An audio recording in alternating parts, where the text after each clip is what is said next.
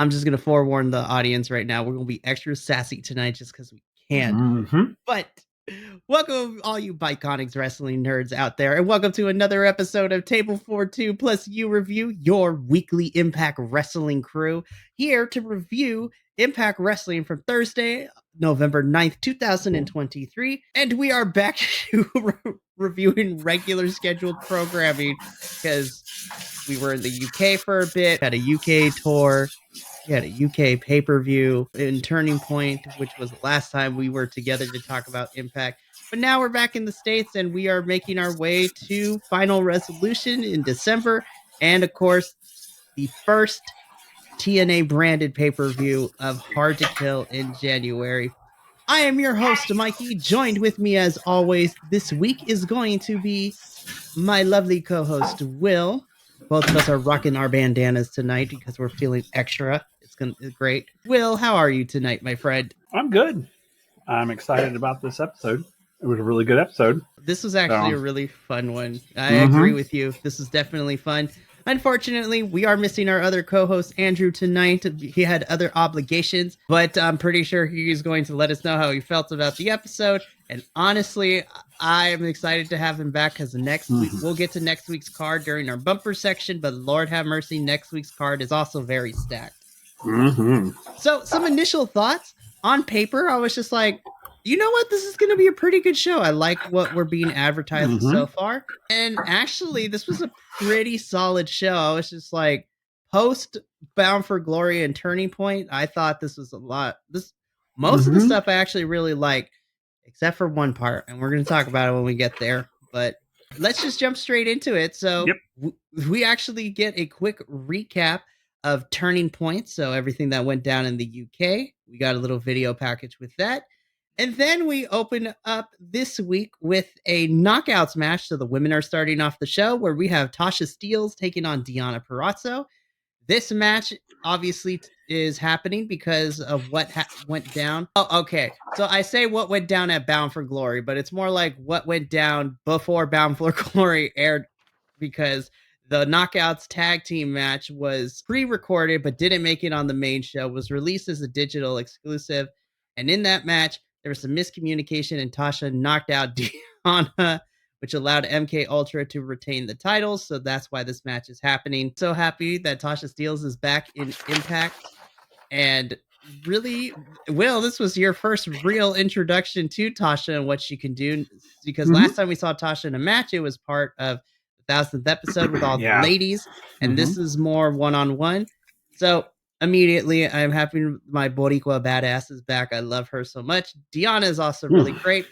And then as I was watching this match, I was reminded I missed the twerking from Tasha. That was funny. But what I thought was hilarious about it is that Deonna did it too. That was funny. I love when the wrestlers don't take themselves too seriously. Yeah. And I think that's what made this match so more enjoyable too. But from a fundamental standpoint, I thought this was a lot of fun. Tasha and Deonna going at it, Deonna having to be more creative. The pretzel spot when she wrapped up Tasha in the pretzel, I was like, fundamentally, this makes no sense, but does it look cool? It does. You know, when there's a move, and they've done it many times, and I don't know what it's called, and maybe you can tell me. It's the one where they it's like Tasha did it to Deonna, and it was where she wraps her legs around her and then they swing and then whoosh, bang, and it's like flips her down. I mean, it is the coolest move, and I don't know what it's called. Do you know what I'm talking about? It was the one where she leaped. She literally and it was swung, Deonna swung her, and then the momentum flipped Deonna, onto the mat. Right. So there's multiple names for it, but the two that come to mind is I think it's either a swinging neck breaker or it's a swinging head scissors because legs like scissors, you wrap them around someone's head and then they, with the momentum, go and flip and fall to the floor.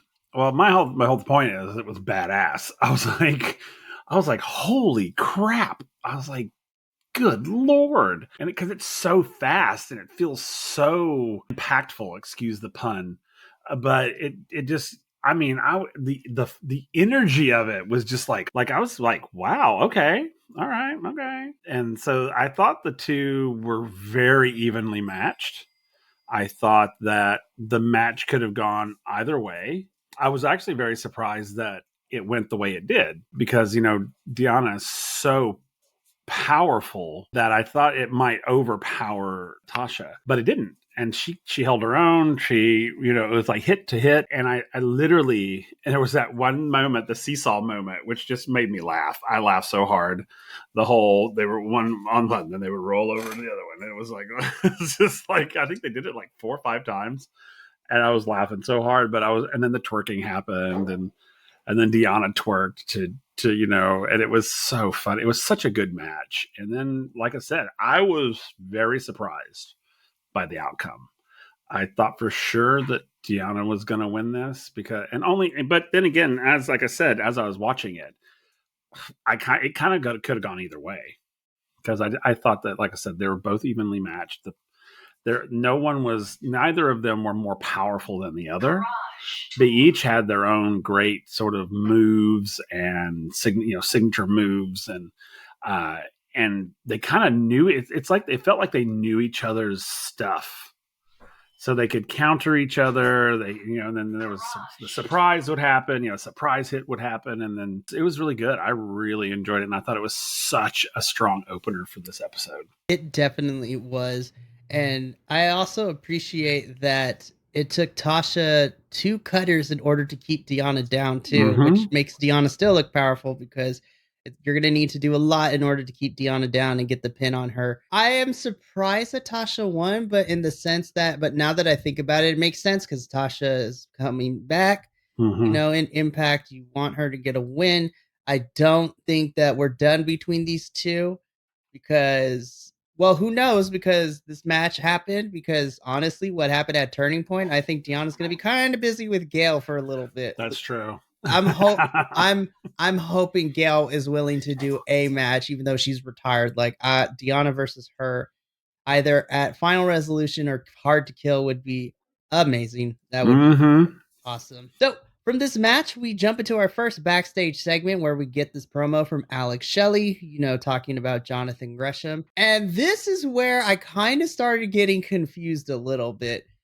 And again, I don't blame Alex Shelley for this. I blame whoever's writing because I was like, okay, so with Josh, he was sort of heelish, and this was kind of, and we go back to that when Josh and him were fighting. It seemed like he had a very, very fast redemption arc in that match.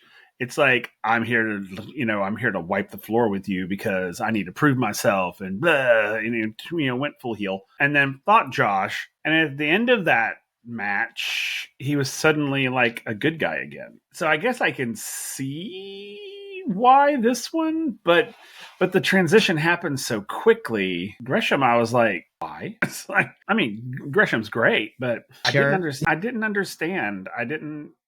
I'm confused now. I don't know where he lays. I don't know what is he now? I don't know what he is anymore. It's really weird for Alex Shelley where to place him right now because he's not really a heel, but he's not a full-on face either. And they keep pulling him between more heel and more face, especially because his tag team partner Chris Sabin right now is total face. I'm like, you can't really pair the heel up with the face, and we'll talk about it at the end of the episode, but Impact announced that we have our first match set for Final Resolution, which we'll talk about because me and Will have some thoughts on it, but I'm also really excited because of who's involved in it, but we'll get to that. But this will not be the last we talk of Alex Shelley because we will talk about him later.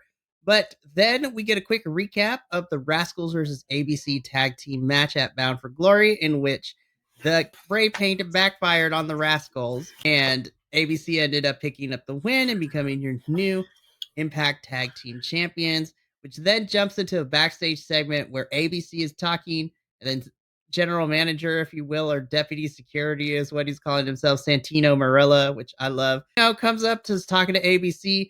And then rolling up to this trio is Kenny King and Shelton Jean. Kenny is yelling at Santino because he's still waiting for his rematch for the Digital Media Championship, which I'm like, yo, kind of me too. I was like, oh my gosh. I was like, but like, listen, I've been into a sports arena, so I know like cell reception is horrible, but essentially what happens is that it goes from Kenny yelling at Santino. Shelton sticks his nose into the business, and him and Kenny like clown ABC.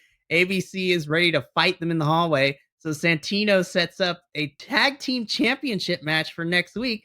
And Kenny's like, that's not what I came here for. It's like, but that's what you got. As Santino walks out the door. It's so funny. Santino is a great comedic character, deputy authority figure. I love my authority figures being silly. They're great. Oh, me too. Oh, it's hilarious. But next week we get a tag team championship match between these four, and I'm kind of excited. Me too. Even though it's like really out of like thin air, but that's okay. I'm here for it. Yeah, I think we keep Kenny busy until Steve and Tommy are done. Yeah, exactly. It's like, let's just keep you busy. Yeah. But hey, yep. And then Shelton gets more TV time. I was like, I ain't mad. Shirt, it said cute AF. That was funny. Can I get one of those? I know, right? Please let that be his actual merch shirt, because I'd be down to buy that. Seriously, it was so funny. I was like, does that say cute AF? It does. Oh my god. That's why I was like texting you. I was like, oh my god, Sheldon's shirt. I love it so much. It's so good. That match is set for next week. We then jump into our second match of the evening, which is for the Impact Digital Media Championship, where we see Crazy Steve cashing in his briefcase ?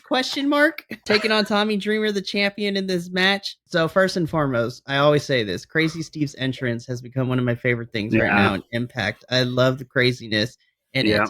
Also, as the resident B&G of the Biconics over here, man, I'm watching this match and I was like, I don't know what it says to me as a person, but I think I'm becoming infatuated with Crazy Steve. What does that say about me? It says he's hot. I was like, I had to zoom in close with a magnifying glass. I was like, it's been a couple weeks, Crazy Steve. I was just like, what? Yeah. What? I don't know. There was something different about him. The energy was really different. Like, this was not, I mean, he's still crazy, but but there was something different about him. He carried himself differently, I think. Yeah. It was like, he felt really sure of himself, which was really nice to see. He felt almost grounded. Like, wasn't like all over the place. He was grounded crazy, which is the more terrifying crazy. Scarier. Yeah, I agree. And it was something, there was something different. And because when he first started, I was just like, what? Because now I'm finding myself strangely attracted to you. And that has to be something going on, because I was not strangely attracted to you for the past few weeks. So something has changed. So, of course, in this match, Crazy Steve was being Crazy Steve, which I love to see. But okay, let's talk about the shock of the night for me. Tommy Dreamer. I was just like, going into this match, I was just like, all right, well, I mean, I guess Tommy kind of won me over. And then Tommy went full psychopath too. I was just like, where was this Tommy Dreamer the last 2 months, bro? Yes, my God. Because I have been, for the past few weeks, I have been so like, oh my God, please do not put him in any more matches. And because I just felt bad for him every single time. And I was like, this match started, Crazy Steve was there. And I was just like, oh God, here we go. Oh God. But then I was like, then I was surprised. But then I was talking to Mikey off camera.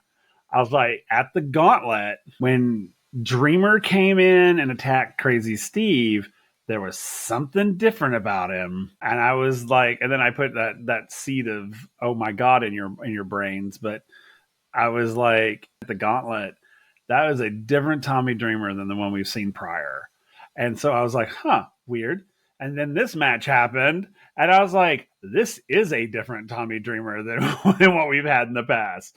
And I liked this Tommy Dreamer. I actually enjoyed this match with him. I was like, because he was laying it in. I mean, and I think it's probably because, Crazy Steve had basically assaulted him with a fork in that one match and basically said he's going to, he has to kill him or whatever it was. And so I think Tommy Dreamer may have snapped a little bit.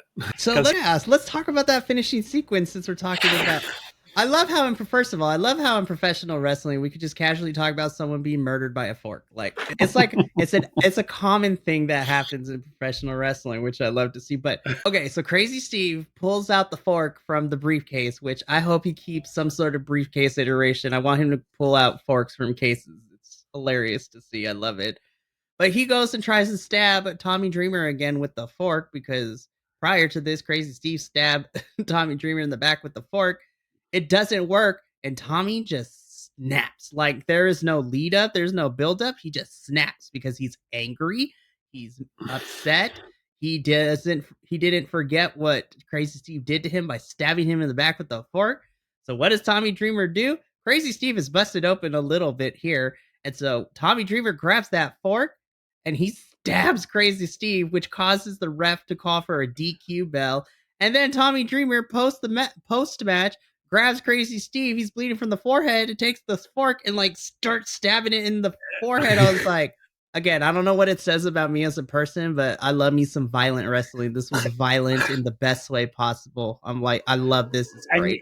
And you know what? It was so funny because, Crazy Steve went and got the fork and he was like, the fork. And he got back in the ring and he was talking about how he was going to take his eyes first. And so he came in with it. And that's when Tommy stopped him and they struggled a little bit. And then he hit him and blah, blah, blah.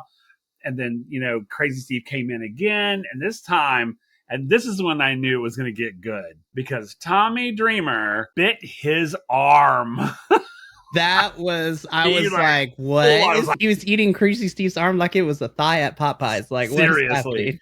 And then he dropped the fork. That's when he got it. And it was like, and then he popped him in the head with it. And that's when we saw blood. And then, he was DQ'd. And because it was all like he had it and everyone's like, no, the ref's like, don't you do it. But all the crowd, though, the crowd was like on his side. They were like, yes, do it. They were like egging him on. And it was so good. And then he grabbed him and he just grinded that fork into his forehead.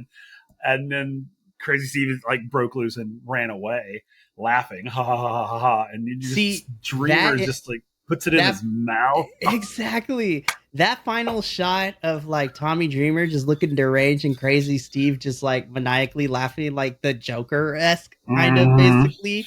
I was just like, I don't think we're done. I think we're getting a rematch down the line, and I'm hoping that it's a violent stipulation. Please, it needs to be Monsters Ball, Full Metal Mayhem. If you wanted to do a Clockwork, yes, there is in Impact. There is a Clockwork Orange match. Love it. It's basically they hang weapons around the ring, and then people just grab them. I was I would like to see them in a cage with a cage match would be with great. The weapons hanging up above. Where they have to climb up and get something or, whatever. I would love that. I'd love it. I can't believe I'm saying this, Will, but this match made Tommy Dreamer won me over in this match. And if he keeps this intensity going into Final Resolution and Hard to Kill or however long he's holding this title till, I'll be a fan. Exactly. I'm invested. He won me over. And honestly, this match alone for him finally going nuts actually kind of have erased the last 2 months of how much I've been feeling. Absolutely. I was like, okay, you got me. Tommy Dreamer, I'm a fan. Now you got to keep it up. If you keep this up, if he keeps this up, I will be a fan for life. Because now this is the Tommy Dreamer I've been wanting. And it's but it was all boo-hoos and poor me's. And I'm just like, give me the intensity. Yes. Even when he, it was when they were talking to him, he's like, hey, you got this match. He's like, oh yeah, I know. And he was so and then now he's crazed. I was when he put that fork in his mouth, that. That is I was the tetanus shot waiting to happen. Oh shit. He snapped. He snapped. And we're about to see something. I was like, you're right. I don't think it's done.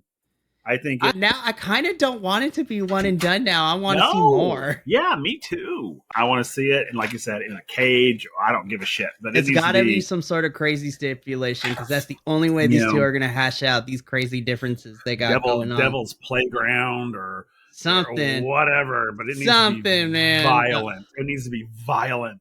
We here at TableForTwo+You usually don't condemn violence in the real world, but in professional wrestling, absolutely, we're masochists for violence. Yes, the more violent it is, the better. So good. From this match, we head on into our Jonathan Gresham interview with Gia. And actually, I was like, Jonathan Gresham kind of makes sense here. Like, at first, when he cheated to beat Mike Bailey, I was just like, I don't know how I feel about, him wanting to be honorable and then cheating to win. I was like, I don't know how I feel about that character trope. And then, Alex Shelley was kind of confusing earlier in the night. And then I was like, all right, let's see what happens with Jonathan. I was like, you know what?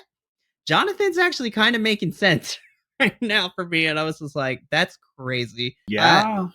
I mean, listen, I'm all here for Jonathan Gresham, but essentially his backstage promo basically says that, Alex Shelley needs to be ready. He needs to give everything he's got because I'm going to give it everything I've got. And Alex Shelley better not underestimate me because I'm about to come for that title. And that's essentially what he said. So I was on board with it. Absolutely. It was so, and it's funny because I think this backstage promo made more sense than Shelley's did. This is like, I was like conflicted, clear as a bell. With Shelley, I was like, what? I have no clue. Gresham was very much to the point, which I appreciate. So yeah, this is a good interview. Oh, for sure. Will, I'm going to let you take lead for a little bit before we get into the match. And just tell me about everything that happened with Joe Hendry prior to this match starting and give us your take. So, it's no big secret that I think Joe Hendry is yummy. He is a thick king and Scottish, which just, my Lord Jesus. Oh, I need to go to church. That man is... Okay, and I will say this, that he may have, Joe Hendry, if you ever hear this, it's very possible that Joe Hendry may have sparked a bit of creative writing on my part in the form of some fan fiction. Mike, you knows what I'm talking about. Yes, so Joe Hendry, first of all, is a fantastic wrestler. I think he's super talented. And I was noticing in this match, and I was texting Mikey about it, that I was like, ooh, I never noticed before, but Joe Hendry is a thick man. He's not all muscly, which, is not bad, but I kind of like the more thick men with that sort of tonality to them. And this man, oh my God, he is scrumptious. Now, Myers is a pretty good looking man himself. Don't get me wrong. So this is two grade A beef boys fighting in a ring together, which I'm totally here for, being the big G here. But Joe Hendry's got me. He's my boo. Out of the whole Impact everything, Joe Hendry is my boo. I would watch that man eat soup. I laughed my butt off when he started with his promo before the match. Even he's no longer Christian's bitch. He's now Adam's bitch. And then the crowd's like, Adam's bitch. Adam. It was so funny. I was surprised, actually. I'm not going to lie. Because, I know Myers is a good wrestler. Don't get me wrong. I get why this match was happening and all that. But I was not expecting that level of skill, I guess. And that's probably really bad of me to just assume that he's not skilled. But I thought that these two men fought very well. Like, again, this was one of those that sort of, it flowed well, and I feel like what is it I'm trying to say? I think Myers impressed me tremendously in this match. Right. I feel like he proved himself to be an equal to Joe, because me and you know that, and we've seen Joe Hendry wrestle before, and we know that he is phenomenal. He's good at the mat, but he's a powerhouse too. But then when you pair him up with somebody who's kind of similar, because Myers is a little bit like that too. He's really heavy hitting and a little bit of a power base too. They were very evenly matched. And I agree with you. I knew Joe was going to do great. And Myers is a good wrestler, but he impressed the hell out of me this match. I'm like, this is the Brian Myers I've been waiting to see, because you're good, but now you've gone up to great. And I want to see more of him. Me too, actually. as a solo wrestler, I really want to see him do more stuff. Like I'd love to see him go up against, like, I think that'd be a badass match. Sorry, Yeah, my dog's out. Sorry. it's all right. But I agree with you. I want to see Myers do more singles stuff, and I'm very interested to see, how we lead into this because, Yeah, like where do we go from here? Where does, like I want to know where Myers is going from here because and how to play with Moose too, because the yeah. backstage segment later, which we'll talk about, like there's some tension between this friendship. See, I feel that like much the other show that we kind of, well, not kind of, that we do review, it feels to me like there might be some change in the air in some of these teams. Because I mean, and the reason I say that, and because we're talking, and I'll hold my until we get there for that, but back to Myers. I think, originally I was bummed because Joe did not win this match. But then after I went back and after I watched it again, I was like, Myers deserved this win. And I think he needed this win for the next step in his journey. I think this is the springboard for him. I hope it is, because, and it was and the reason I say it's a springboard is because if it had been anybody else other than Joe Hendry, I wouldn't have thought that. But because, Joe Hendry is coming off his successful run when they were in the UK, and, he was on fire. So he was the man to beat, and Myers did. And I think that was a smart choice on their part. So I really like this. And it was also funny when the crowd started chanting Oscar Mayer. And then the I can't remember which one it was. Which is probably Tom Hannafin. It could have been Tom. He's like, our face. They're calling him a wiener. I love this commentary team so much, man. Mm-hmm. They're so good. But yeah, yes, it's so good. Brian Myers picks up the victory here, and honestly, this before the rest of the show happened, this was touted to be my match of the night. Yeah. And honestly, even though it ended up not being my match of the night, it was very close. It was my second. Yeah, this ended up being my second too, because my match of the night was. It's coming. Happened. Yeah, it's coming. We'll talk about it. After this match, we get a little video package that shows off Will Ospreay's and Josh Alexander's like accolades and this hype package, and it made me love it even more because I'm excited. Which then rolls into Gia interviewing for the first time on Impact Will Ospreay himself. Listen, I love Will Ospreay because just the ad-libbing and the smack talking he does is so cool. Like Gia's like listing Josh Alexander's accolades, and then I busted up laughing. The first thing that Will says is like, "Oh, he's a world champion. That's cute." Yeah, that was funny. That was really funny. I'm like, you are so cockney. I love it so much. He's like, listen here, bruv. It's funny because I think I texted you about it. I was like, I really like Will Ospreay. I really do. Everything I've seen him do so far, I really love. But I really want someone to beat him. I know that's probably horrible of me, but I really want someone to beat him. Because, as a human being, as Will, the man, I can't stand them. Because my thing is if you have to say it out loud, that means you probably aren't what you say you are. So, and he says it a lot. I'm just sort of like, I really just want someone to beat him. I don't care who it is. I don't care where it is. I just want to hear in the news, Will Ospreay was beat by fill in the blank. That's all I want to hear. That's it. And then I'll be like, yay, Will Ospreay, you're cool. I like you a lot. But I'm glad that someone beat you. I know. It's just like, I was watching the promo and I was like, God, I really like you. I want someone to beat you though. Just because, it's one of those things. It's like, and again, this is my IRL in the idea that I cannot stand arrogant people because in the real world, they usually don't get what's coming to them. Mm-hmm. And I'm like, in a world where fantasy is imitating real life, I just want an arrogant person to get their comeuppance. That's it. I don't have to dislike them because like I said, I love Will Ospreay. I think he's a fantastic fighter. I love the character. I love all of it. But I just wanted somebody to beat him. That's it. True. And honestly, he built up Josh pretty well, though. He's just like, it's like, this is the first time I've told you, bruv. So I had to do my research. and you're really good. And I want to see how much you're going to pull out in order to try and beat me. I was just like, yes, Will, talk your smack, but also respect your opponent at the same time. And I love that. That's why I was like, I love Will Ospreay. And it made me pumped for next week. Yeah. Oh my goodness, I'm very excited for that match. I am. It's gonna be so good. Agreed. And speaking of matches, we go into our next one, which sees Eddie Edwards taking on Eric Young. Girl, Alicia, like this is a twist that I was not ready. Again, we see the more aggressive Eddie Edwards that we got at Turning Point in this one a little bit. I was like, yes, I'm here for it. Eric Young dressing up, cosplaying as Dr. Doom from the Fantastic Four, which I love.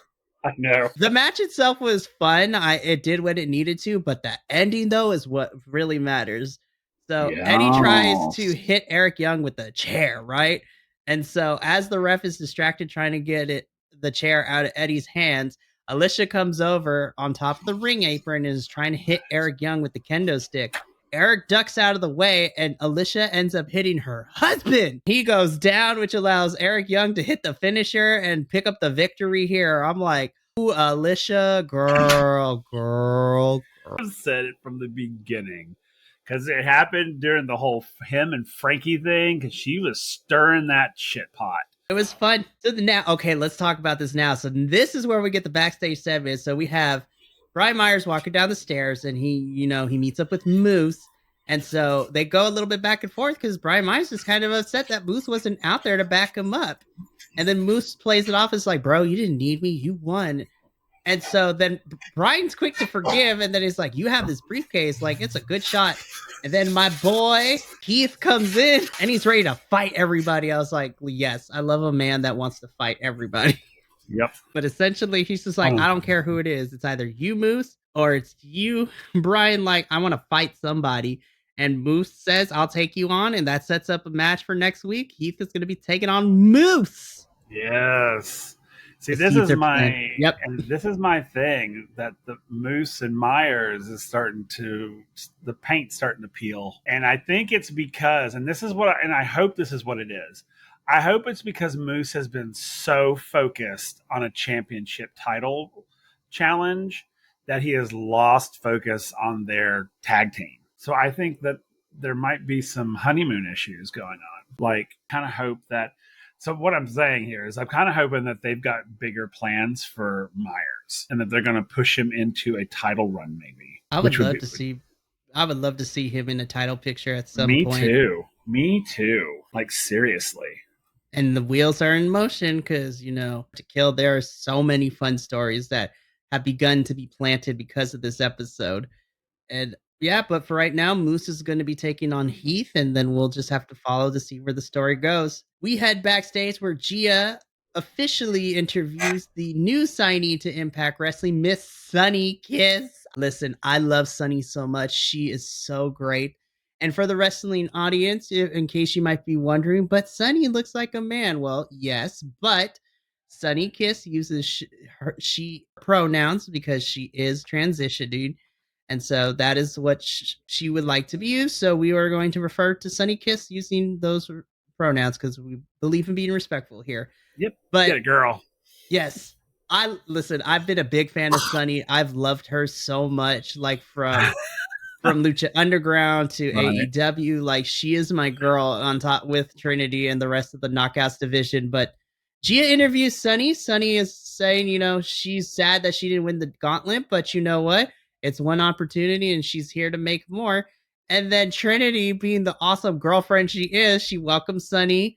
They talk, and Trinity says that if Sunny wants it, that she'll give her next week for the Knockouts Championship. It's going to be Trinity defending the title against Sunny Kiss. And I'm like, yes.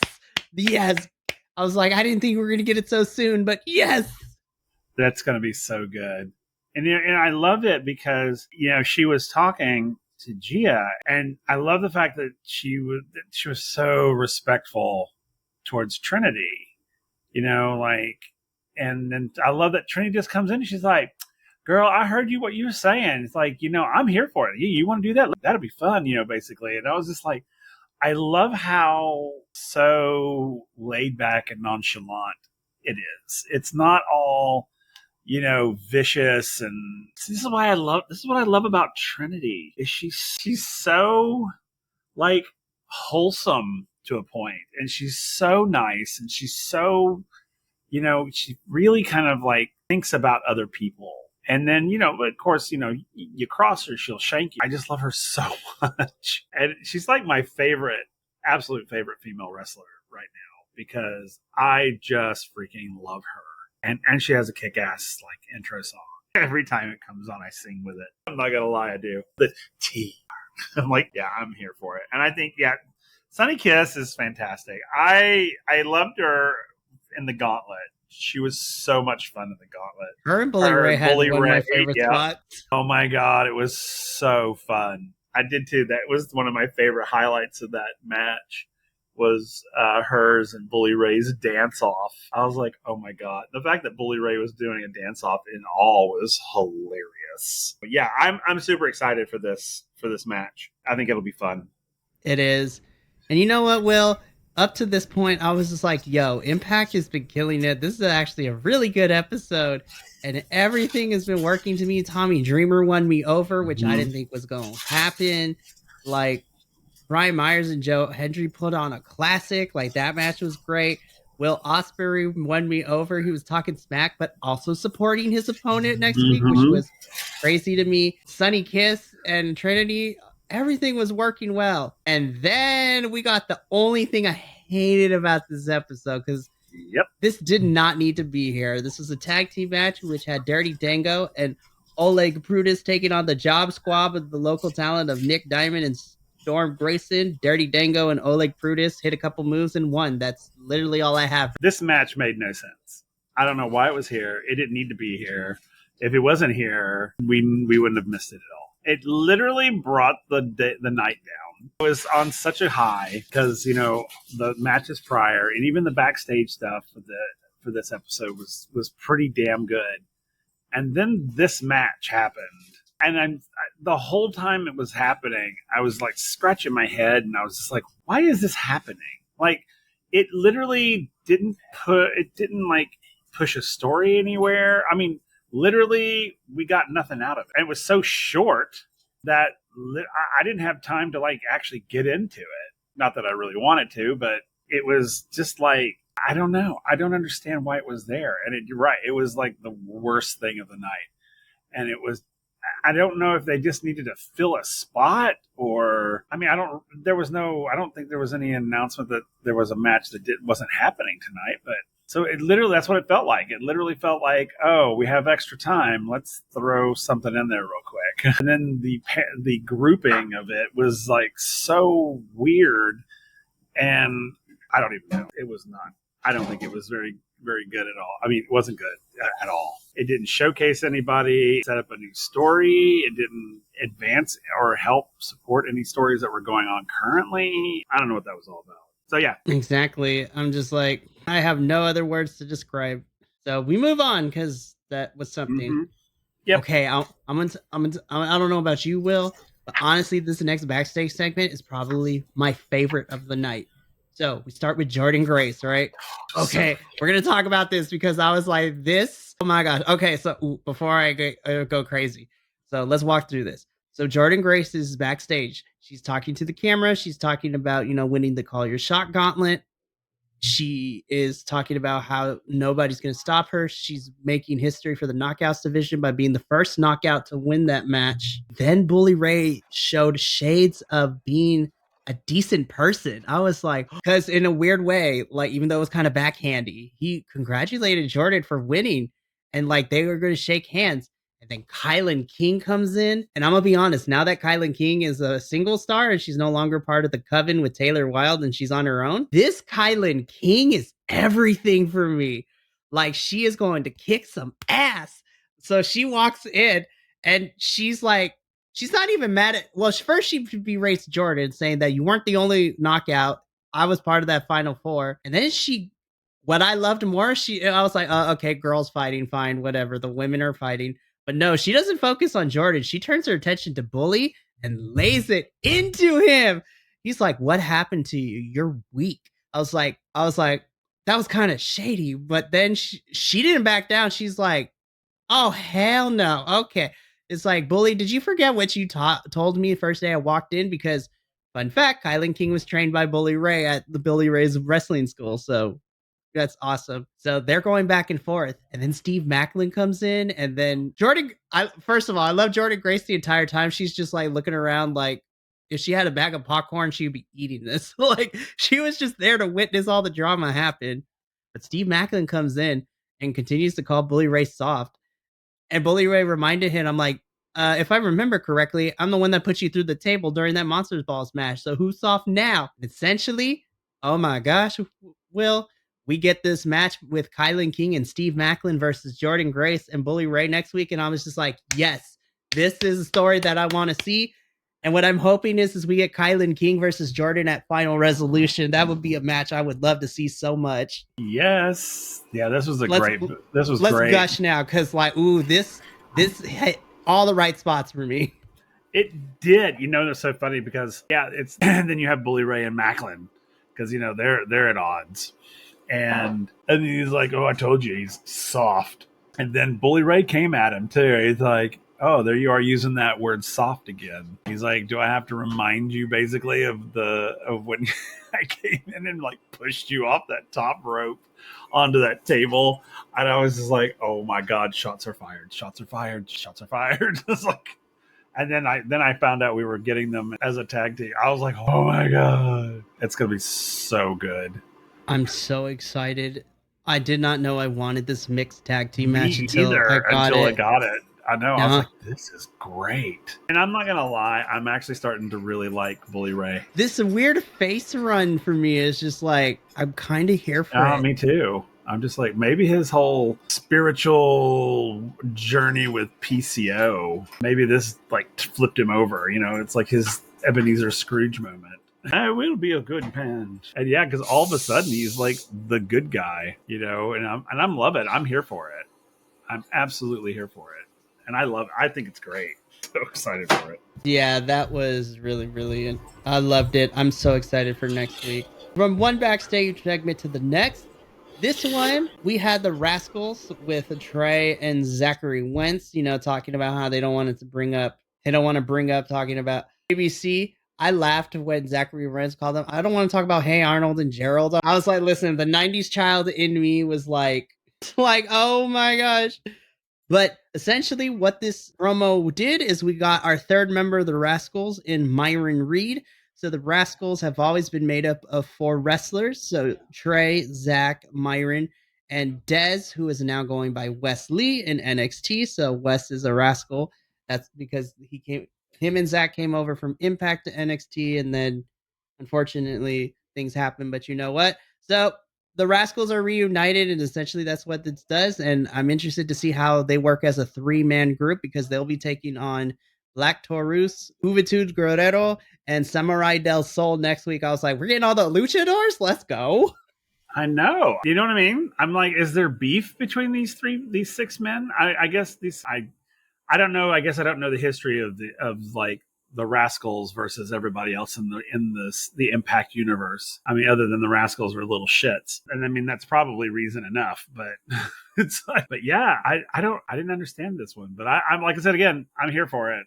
I'm totally here for it because I think that's super fun that you put the Rascals against literally all the luchadors. It's like telling all luchadors we have a fight for you. Come one, come all. And then the luchadors en masse come out and kick the Rascals' asses. I'd be here for that. That would be amazing. So from here, let's just look at this card for next week, because geez Louise, Will, like, yeah, this week was great. Next week, oh my gosh, next week is stacked. So in no particular order, we have an Impact Tag Team Championship match between ABC and Kenny King and Shelton Jean. We have Moose taking on Heath, which should be fun. The aforementioned Rascals will be taking on the team of, Laredo Kid, Black Taurus, and Juventud Guerrero. I thought it was Samurai del Sol, but it's not. We have a mixed tag team match with, honestly, this is probably my most anticipated because I want this to be amazing. Steve Macklin and Kylan King taking on Bully Ray and Jordan Grace.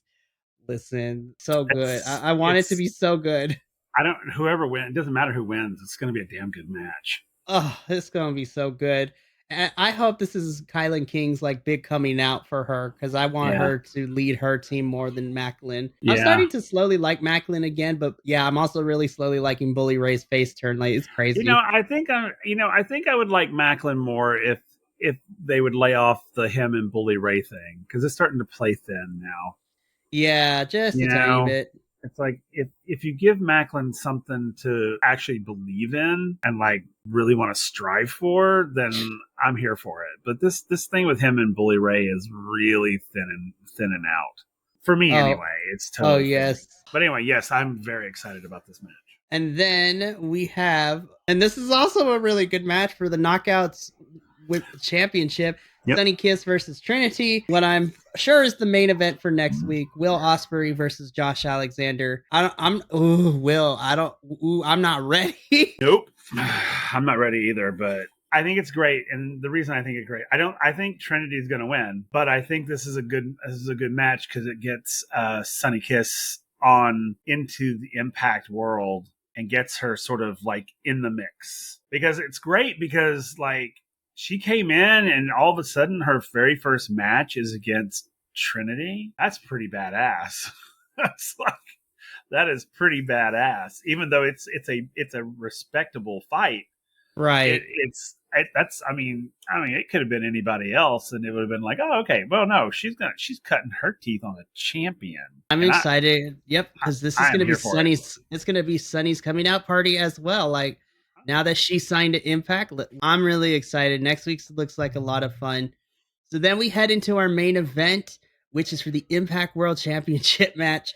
Jonathan Gresham challenging Alex Shelley for that title. And if you couldn't already tell, audience, from process of elimination, this is mine and Will's match of the night. I knew this match was going to be good on paper, but Lord have mercy, these two Ooh. men delivered. They met my expectations and then some. Oh man, this match! I wasn't sure what to expect. I knew it was going to be good because I know Gresham and Shelley are both fantastic fighters. I didn't realize it was going to be this good. I mean, truly, I did not. It beat my expectations. I mean, it just beat them up. And man, they came for each other. And I did mention, I think I was texting Mikey off before we started filming about how Shelley was looking kind of like trailer park trashy in this one, which I don't normally he doesn't, but for some reason he was looking a little like he just rolled out of his trailer park, that sort of thing. But I like Shelley, I really do. So don't anyone take that the wrong way. I love that man. I think he's a fantastic fighter. I just thought it was funny aesthetically. It's like, especially compared to Gresham, who was so clean and like his lines are very, very clean. And it was so funny, just the juxtaposition of the two. And it was great. Then they started fighting. And I was like, my jaw hit the floor. Man, the power in this ring during this fight. It was like every hit, I could feel every hit as if I was standing in the ring with them. I mean, it was like, ooh, I truly did. I got vocal on this one. So good. Right. So good. First and foremost, seeing Jonathan Gresham come out in his octopus head mask thing is always fun because his submission is known as the octopus, which we almost saw it here in this match when he was trying to put Alex Shelley away, but he didn't get it quite in because Alex answered back. So that was always fun. But this ended up being my match of the night because technically it was an awesome match. Like they went back and forth. But I think what made me like this match anymore, and I'm trying to find the right words to say with this, and maybe you could probably get where I'm coming from. There were levels to it because they were in the ring, they were outside of the ring, they went to the stage. Like this was a wrestling match that had different levels of energy and venue location wise to it. So like in the ring, it was very technical. Then on the outside, they shifted it to be a little more brutal. They got to the top of the stage where it was the most brutal. And then they started to like, once they got back into the ring, it was right back into like the, what can I do to keep you down? And let's do the fast pace. And towards the end, the exchange where they kept rolling around trying to pin each other. I was like, oh my gosh, this was beautiful. And Jonathan Gresham almost had it, but Alex Shelley pulls out, the cradle shock for the win here. This was such a phenomenal match. Oh, it was so good. And Shelley was fighting the way he always does, which is great, but and Gresham was like, yep, I'm going to have to bring it. And he did. Oof. You're right. There were a couple of times I was like, I think Gresham is going to win this. I really did. I thought there was a couple of times there when Gresham pinned Shelley. I was like, oh, that's it. That's it. Oh, no, it's not it. Okay. I mean, it was close. It was so close. Oh, God, it was so good. Man, yeah, this fight had me energized. I mean, truly had me energized. It was so good. I loved it. And Alex Shelley is still your Impact World Champion, and he'll be heading into, well, it's at this point, he'll be heading into Hard to Kill as the champion, because before we get into our ratings, we did get a couple of news reports coming out this week, so we'll talk about them really quickly. For Hard to Kill, we have 2 matches set. First, Trinity will be defending her title against Jordan Grace for the Knockouts Championship. Here's hoping that match is the main event. But you know what? The other match that got confirmed, Alex Shelley will be defending the Impact World Championship against Moose. So we have 2 matches for Hard to Kill. And when we thought that was it, oh no, because today they announced that the first match confirmed for Final Resolution is going to be the Motor City Machine Guns, which is Alex Shelley and Chris Sabin taking on the team of Josh Alexander, and making his Impact in-ring debut all the way from New Japan, your New Japan Television Champion, Zack Sabre Jr. I'm not ready. Oh my God, that match is going to bang. I'm excited. I don't know much about Zach. I'll have to go look him up as I normally do and check him out. So I'm excited about this match too, because anytime I get to watch Josh fight, I'm all for it. Any chance, I just love watching him fight. I'm really excited.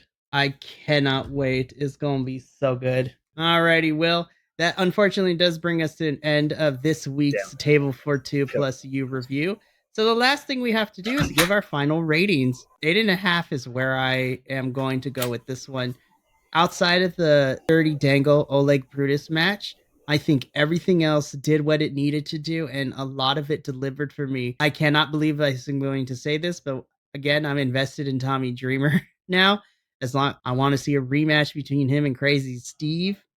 I thought Tasha versus Deanna was a fun way to open the show. Mm-hmm. Brian Myers and Joe Hendry was the surprise hit for me. The main event was great. The Jordan Grace, Bully Ray, Kylan King, and Steve Macklin segment won me over as my favorite backstage segment. Sonny Kiss and Trinity are about to listen. We are building up the future of Impact, which will now be called TNA come January. And what I love is that we're finishing off the year by kind of wrapping up the stories that we've had all year long with Impact, and we're about to begin a new chapter in this company's history with TNA. So I give this an 8.5 out of 10. Oh, I gave it 8.5 as well for the exact same reasons. I mean, exact same. This was so good, and other than the Dirty Dango, I mean, okay, whatever. It was such a small blip that I mean, whatever. But I thought that everything else, advanced story, it's leading us up to the big event. I thought I didn't feel that there wasn't necessarily any extraneous things that were just sort of there and didn't make sense, other than the extremely short Dirty Dango fight. But everything else was so solid. It was so solid. They opened it up strong and they ended it strong. And I thought, and that for the most part, it kept me energized, even through I'll even admit it, even through the Dirty Dango one, I was still energized when we got to the other side of it. I was just more along the lines of like, what the hell was that? It's like, well, I ain't got time to worry about that. All right, what's next? It's that sort of thing. Because I knew it wasn't going to affect the evening because, one, it was literally like half a second long. And so I was like, okay, whatever. And you're right. And it did. And it picked up right after that and it kept going. And then it just exploded at the end. It was fantastic. It was a good night. It was a really good night. So 8.5 as well. I love it. It was a lot of fun. Unfortunately, we do have to end it here. We are sad to go. But like I mentioned when we covered the bumpers, next week's card looks really, really fun. It's going to be really exciting. And the beautiful thing is, too, all 3 of us will be back together. Andrew will be back I know Andrew was hoping he didn't miss Josh versus Will because he really is looking forward to that match. But honestly, I cannot wait to cover the episode with him and you next week because it's going to be a fun card. But that is, yep. But that is going to bring us to the end of this week's Table for Two plus You review. If you like this review, you can check out this one as much, well, as so much more over here at the Biconics Wrestling YouTube channel. Make sure to follow us all over the social medias at bcwrestlepod, where you can get notifications on when these reviews go live, as well as some clips from the episodes, as well as some fun memes and behind the scenes stuff. It's a great time. And make sure you also subscribe to wherever podcasts can be found to the Biconics Wrestling Podcast, where we pretty much talk about anything and everything wrestling. We're a little bit more unhinged over there. It is a longer form kind of show. It is a great time. And I am super excited because we are just weeks away from our end of the year special, where even the people who have been watching for a long time and the newbies, we're all going to get together. We're going to talk about 2023 and the year of wrestling, and we're going to fight because we're going to talk about the best and the worst. And it tends to be one of the more fun ones. It's a good time. I say we fight, but honestly, we hang out, we talk about wrestling, and we talk about our hopes, and then we share our hearts a little bit because that's what we did last year. We were very appreciative that we got to do it, and now we've expanded the family, so I cannot wait to include my 4 new guys who have joined us this year in all that. But before I get too emotional, I am going to sign us off for the evening. So for myself, Will, Andrew, and the rest of the Biconics boys, remember, take care of yourself, love one another, and as always, stay Biconic, you beautiful bastards. So until the next review, we'll see you later. But until then, ta-ta for now.